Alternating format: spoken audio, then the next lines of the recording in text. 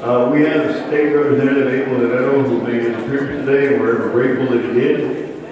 If you'll recall, at the very first conference we had, Abel gave us a very detailed rendition of what it takes to get a bill through the state legislature. Very comprehensive. And he's been extremely helpful with our cause in support of it. And theoretically today he was supposed to follow Benny Bach. Benny Bach was going to talk a little bit about strategy to deal with what Jerry Patterson told us, ex-land commissioner.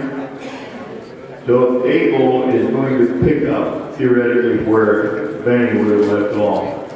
And saying to us that he's at our disposal to begin working on this, and it takes a little bit of time to draft bills and coordinate these things. Sometimes it takes 2 sessions. So without further ado, I'm going to turn it over to Abel.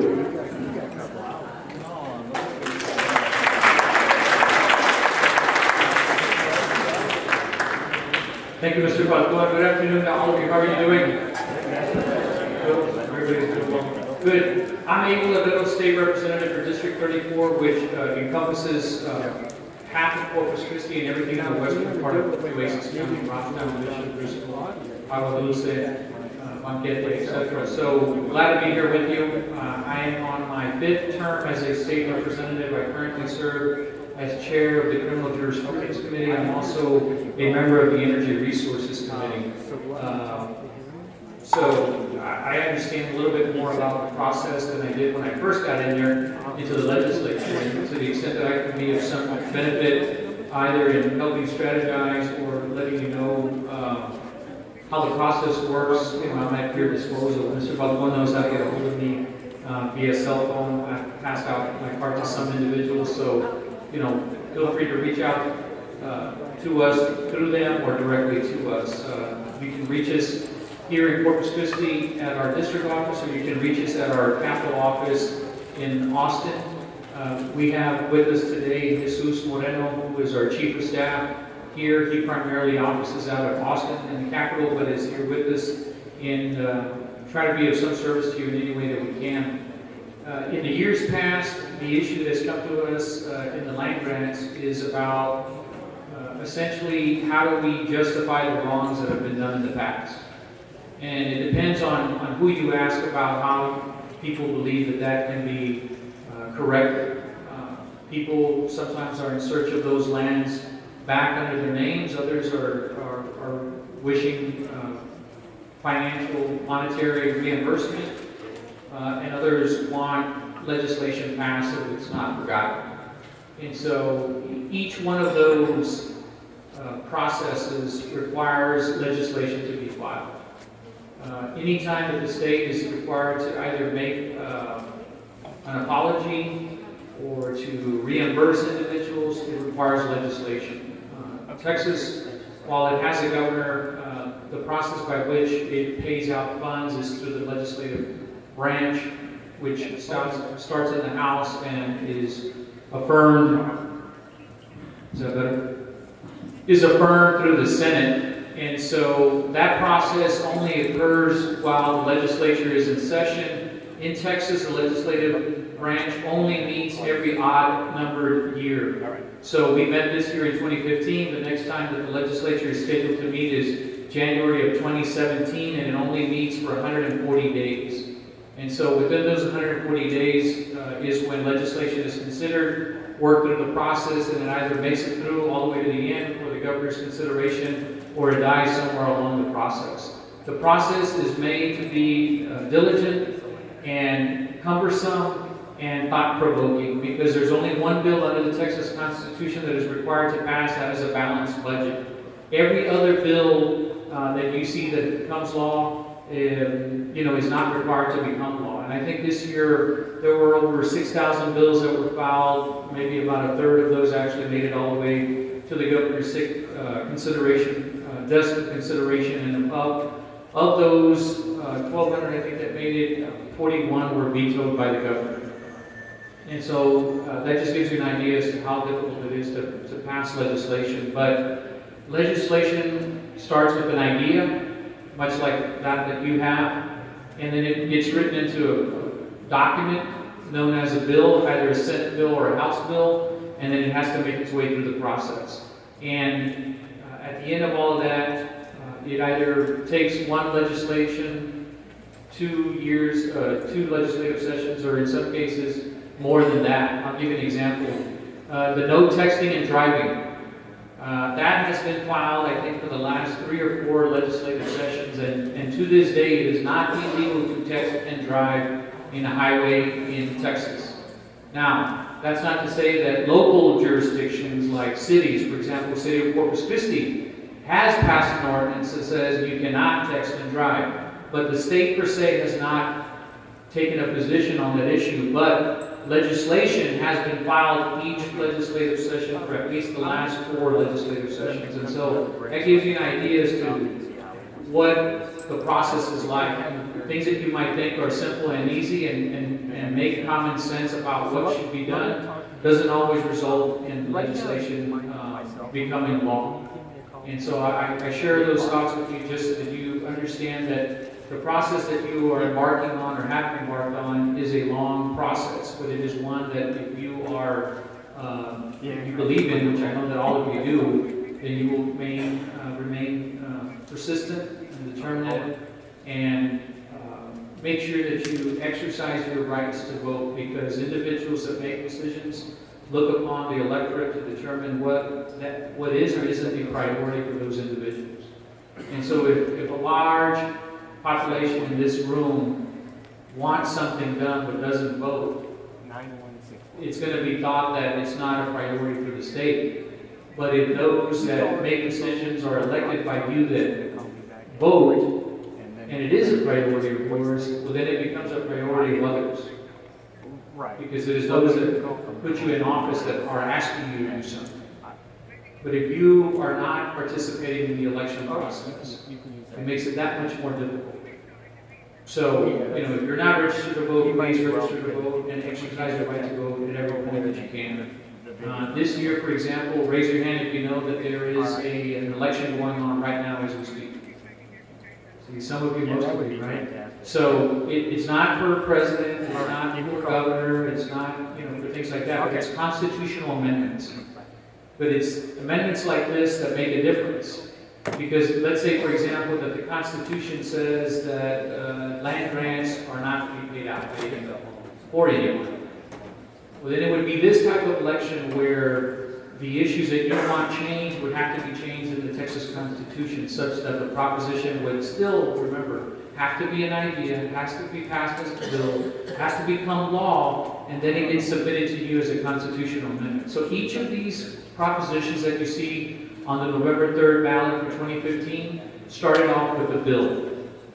And they have to make their way through the legislative process, then they make their way, then they come to you as individuals of the state to determine whether or not we change the Constitution. But that gives you yet another example. So we could be successful in passing legislation, we could get it in front of you, but the state of Texas says it's not a priority of ours. We don't want to pass it, so this constitutional amendment fails. Then it doesn't become law. The effect of what we wanted to establish, for example, one of those is that the Texas homestead exemption be increased by $10,000. And what that means is if you have a home that's worth $100,000, right now you can exempt $25,000 of that property so that you're only taxed on the remaining $75,000 of your home. If you pass this proposition number 1, now you will get to increase that exemption by $10,000. That means of your same $100,000 home, now instead of only $25,000, you get to exempt $35,000. That means instead of being taxed on $75,000, you're now only taxed on $65,000. But if people say no across the state, we don't want that, well then we're back at being taxed at the $75,000. So all of this that you do has to involve your willingness to participate in elections and elect individuals that support and share your ideas. Not just on land grants, but on any other issues that you may have as it relates to you, your family, or your community, our state, our country. So, does anybody have any questions about the process itself? But And if not, let me just let you know that we're here throughout the process. Right now that we're not in session as legislators, we are what is called in the interim, and we as elected officials, as chairs, submit ideas to our respective, in our case it would be the Speaker of the House, our leaders. In the Senate it would be the Lieutenant Governor. We submit ideas, the Lieutenant Governor has already issued his interim charges, the Speaker of the House will soon issue his interim charges. And what those are ideas that have been brought to the Speaker's attention. The Speaker then goes through those and says, you know what, to the Committee of Criminal Jurisprudence, I want you to look at these 10 issues, and those will be asset forfeitures. Should we allow them or not allow them? The next issue is posting bail. Are we going to have a minimum requirement of bail to be posted depending on what crime you're charged with? And that just relates to criminal jurisprudence. On energy resources, they may say, the Speaker says to the Energy Resources Committee, I want you to look and study at water desalinization. Let us find out what are the best process that we can have to determine what is water desalinization. Is it cost effective? Is it not? And so you start to study ideas on issues that may become legislation the next legislative session. So that's where we are right now. You may hear it coming out next week that the Speaker has issued his interim charges. And that's, now you have a better idea as to what that is. It's essentially our homework as legislators to start looking into to see what we can or can't do with respect to legislation as it comes up on the next legislative session. But between now and then, rest assured that I and others that have been helpful with your cause are here to give some help, benefit to you in any way that we can. I always like to tell people, we are always ready, willing, and able to help. So, able to do anything I can do to give some help to you, let me know, please. Any questions?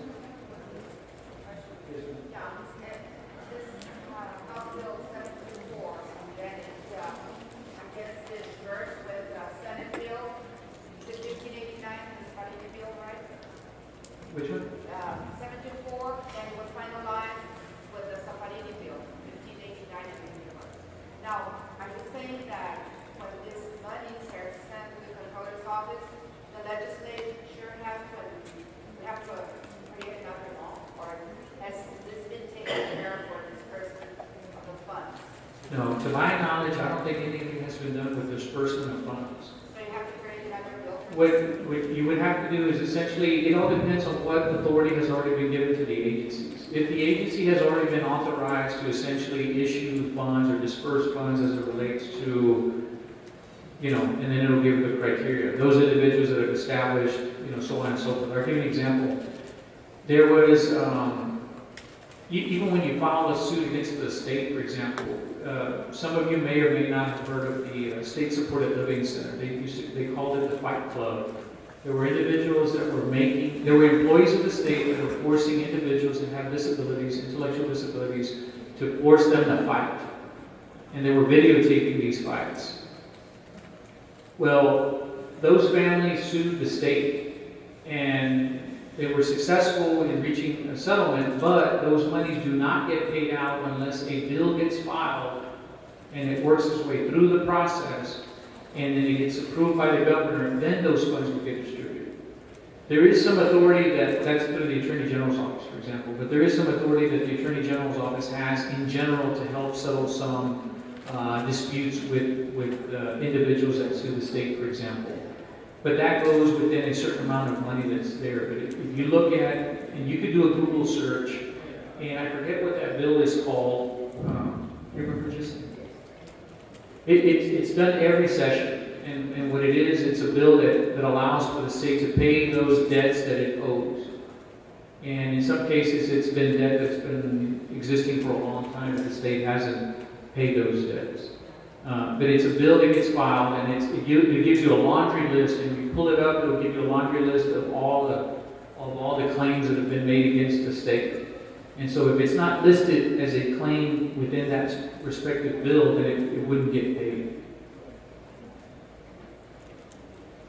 So, the legislation that has been filed as it relates to land grants is essentially establishing a commission. That was the last legislative session that was passed, so that it created a commission to help study, and then there were going to be recommendations, and then the recommendations were either going to be adopted or not adopted. and then that would require legislation as well. But it was merged in another of the Senate bill, so it's still the same maybe? Yeah, and it all depends on what actually came of it. You could have one bill filed in the House, and it could be a companion bill filed in the Senate. And the reason you do that for strategic purposes is each one of those bills has to make its way through the whole process. And that whole process means, for example, if it's a House bill, it has to be read on the floor once, it has to be referred to a committee, it has to make it out of that committee, it either goes to local and consent or the calendars committee, then it makes it to the House floor, and it has to get more than half of the support of those members present voting to be able to make it to the third reading. On the third reading, then it makes it out of the Houses, it makes it successfully. That bill then goes to the Senate and gets read on the Senate floor for the first time, gets referred to a committee, has to get out of that committee, makes it to a different process on the Senate side, but it has to be read successfully 3 times on both House and Senate before it goes to the governor. Even though it passes successfully on the House and it passes successfully on the Senate, if it doesn't look identical, exactly the same, then you have to have a conference committee where you get 5 individuals from the House, 5 individuals from the Senate. You sit the 2 individuals down and you say, here's a bill that deals with land grants. But when it was passed over here, it said that everyone who is a descendant of, as of 1900 would get money. This one said everyone from inception, from 1642 would get money. Well, there's a difference there. You get those 2 bills together and you figure out what is the version of the bill that we're going to adopt. And then it gets adopted and it goes out. So you can also amend bills to other bills. So it all depends what bill you're talking about specifically. And without looking at it, I wouldn't be able to tell you Okay, from. this bill essentially, it ended up and was finalized with the Senate bill. So that 724 became, the House Bill 24 became Senate 1589. The only difference between the 2 bills was the GPS location of the oil wells. But basically, it is the same thing word for word. So that tells me that the So- finalized bill was the Senate bill. Right. There's a lot of things that can happen in the process. And I don't know that this is the case for that, but it could be that essentially what you have is you have a Senate bill. And the House bill either gets enrolled in with the Senate bill. And so and let's say you would have passed a House bill looking a certain way, it goes over to the Senate and it gets passed. And essentially you brought in the language from the House bill into the Senate bill. What happens there is it has to come back to the House bill, for example. It all depends. Because if it was done that way, the House would have to get back the Senate version of that bill, and you would ask the House members. This was essentially the bill that was passed under HB 1, for example. But they changed it, and it's now Senate Bill 32. But it's essentially the same, but now it comes back as a conference report. Do we want to adopt it or not? And if it gets adopted, then it gets passed. If it gets passed, then it's whatever that Senate bill version is. So it's Senate Bill, whatever that one would be. And so that's the legislation. But the legislation authorizes those agencies only as to what was filed in that respective bill. So if the agency doesn't already have that ability or authority under some other provision, then what that bill does, it says, we want you to essentially issue GPS monitoring of wells, for example, or to help locate who the owner is, or how many barrels of oil are actually being produced at this one respective well site, for example, that hasn't been a record kept before, and that, then you say, okay, well, what agency is going to be responsible? You say, well, the Railroad Commission would be responsible because that's who issues the permits for, wells, things like that. So the language of the bill makes a huge difference. And if it doesn't say what you wanted it to say, you can't make it different other than what was already passed in the legislation. So, one thing would be to go back and look at those legislative bills that have been passed that have been helpful, and see what has come of those and have they been followed through or not. And then And then you go back the next legislative session and you say, well, we got this far last time, but it fell short because they stripped this language from it that we really need now. And so you file a bill that essentially adds that language to it that was removed before. And you try to convince people now that what was removed before really shouldn't have been removed at all, and you're hoping that it gets added now. Well, it was passed, so. Right. And I understand when it gets passed, but it could have unintended consequences, or it may not have gone as far as you wanted to go. And so what I want you to keep in mind is that the legislative process is an ongoing process. You have an idea, you pass it, all of a sudden someone else comes up and says, well, when you pass that bill, now you've created a problem for me over here. So those people then rise up and say, well, we want that bill changed. Well, then those that support it say, we don't want you to change it. So then there's that, the issues that arise between entities or individuals as it relates to legislation, for example. So, I mean, I can give you multiple examples, but essentially, legislation is it's a process that's supposed to adapt to circumstances. For example, bills that have been filed essentially now address texting and driving, for example, or electronic systems, because in some cases, back in the day, the way people would communicate was through telegraph. And some of our statutes still have the phrase telegraph. If you receive notice through telegraph, well, technically someone could still receive telegraph, but the legislature decided to change the language to make it current with technology, for example. So what I'm trying to let you know is once law gets filed, it would be smart of all of you not to just assume that it's done and taken care of. You have to, for example, monitor it to make sure it doesn't get changed in a way that you don't think is beneficial. You have to continue to make modifications to it to make sure that it keeps up with the issues that you're being faced with. You have to make sure that if it requires funding, that there's always some funding available from the state as it relates to those items that you're passionate about. And that's why it's important to stay involved in the process, if you will. Not only legislative, but the decision-making process.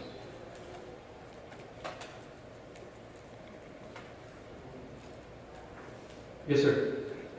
I just have something to say. Go ahead. I wish I could do all that to pay my bills. All of what you said, what you were talking about. And I wish I could do that to pay my bills. I don't see how the government can't do that. The state can't do that. Pay the bills. Oh, I see what you're saying. Yes, no, I agree. I agree. It's a common. Yeah, I mean, it's essentially, if we had if my phone bill company would come in and knock and I say, well, I gotta get approval, I have to file a bill to see if it actually gets approved, and then I'll have to, make it go through the committee process of my 5 kids, and then we'll decide, and then once it gets passed, we'll see if there's enough money there to appropriate for the bill that you're charging me with. No, I understand. No, And that means that I really don't want to pay those bills. yeah. Right. It's a long process, and again,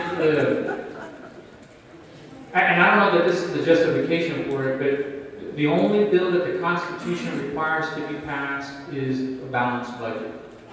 So if there's anything else that requires legislative action, it's going to be very difficult, no matter how good the idea is.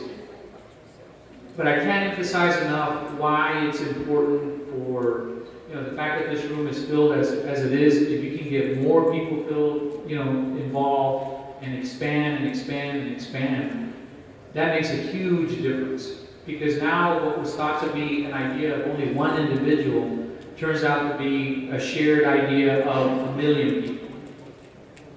And when you look at the numbers of individuals that reside in the state, if a lot more of those individuals voted, those individuals would be the ones making the decisions.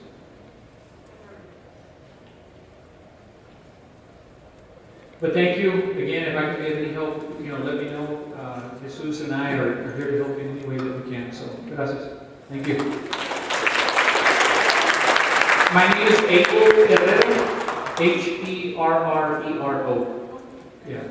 People would say Guerrero. No, Guerrero. Like, oh, Herrera. I said, no, Herrero. It's not a common name, but that's our name.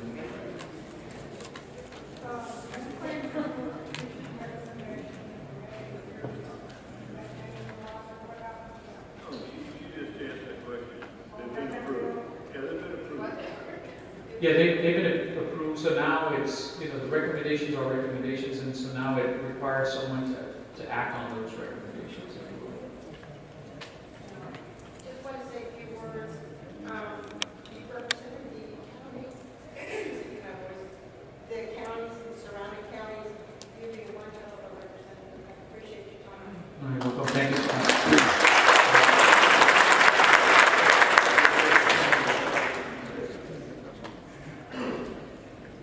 When I saw Abel last, or talked to Abel last, I said, Abel, there was 402 people who came through the door last time. I expect this time there may be a few more. We had 160 people here today because of the weather. But that's okay, that represents a tremendous showing in spite of the weather. And there will be another opportunity. So I can't thank Abel enough. He's been extremely useful and helpful to us. And I'm going to tell you something that I don't get tired of saying. Abel's a kind of sticker, kind of person. He's not afraid to take on a bill, whether it's positive in terms of politics or negative in terms of politics, he'll take it on. I've seen him fight sometimes in battles where he probably didn't have to, but he did. And that's what I like about Abel. He's extremely strong in his ethics. He's honest. And certainly dependable and reliable from what we heard from Gloria. So thank you so much, Abel.